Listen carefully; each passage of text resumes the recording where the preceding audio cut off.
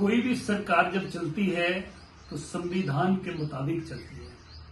हिमाचल प्रदेश सरकार की यानी कि वर्तमान सरकार की बात करें तो मुझे लगता है कि कानून नाम की हिमाचल प्रदेश में कोई चीज बाकी नहीं रही है। एक प्रदेश में सरकार द्वारा एक कानून सबके लिए लागू होता है।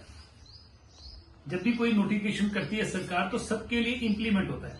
हिमाचल प्रदेश में 2022 में जब चुनाव हुए तो हिमाचल प्रदेश में कांग्रेस पार्टी ने प्रदेश की जनता के साथ 10 गारंटियों का वायदा किया, जिसमें एक गारंटी का मैं आज जिक्र कर रहा हूं कि हर महिला को जो कि 18 साल की उम्र से लेकर 60 साल की उम्र तक है उसको हर महीने 1500 रुपया दिया जाएगा। कोई शर्त कोई कंडीशन तब लागू इन्होंने ना करने की बात की।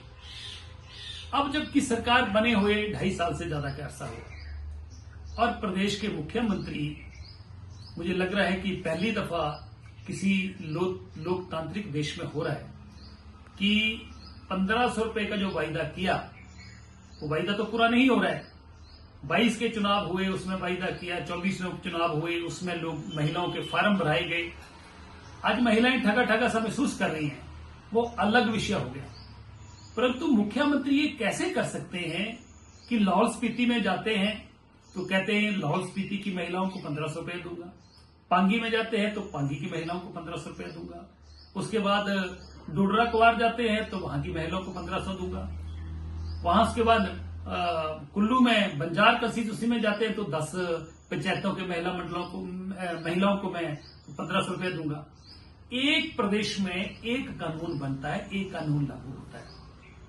हिमाचल प्रदेश का जो प्रदेश की जनता ने जो टैक्स के रूप में सरकार को पैसा देती है, उस टैक्स के पैसे का जो खजाना सरकार का जो खजाना है उसके सरकार कस्टोडियन होती है, मुख्यमंत्री कस्टोडियन है।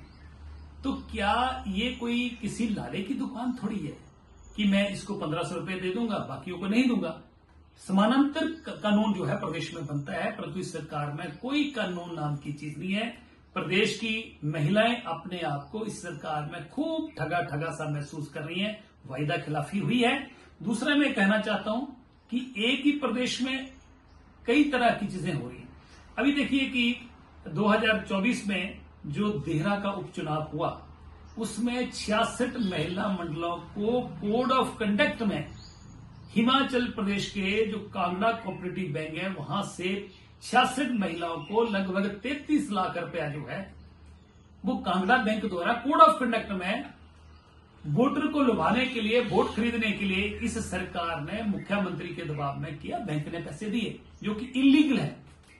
तीसरा कि मैंने पहले भी मुद्दा उठाया था कि ठियोग के पास जो कि मुख्यमंत्री के परिवार की निजी जमीन है, दोस्तों की जमीन है, वहां पर करोड़ों रुपए के डंगे सरकारी खजाने से पीडब्ल्यूडी विभाग द्वारा मिलाए गए। तो क्या एक सरकारी खजाना कोई निजी खजाना थोड़ी है?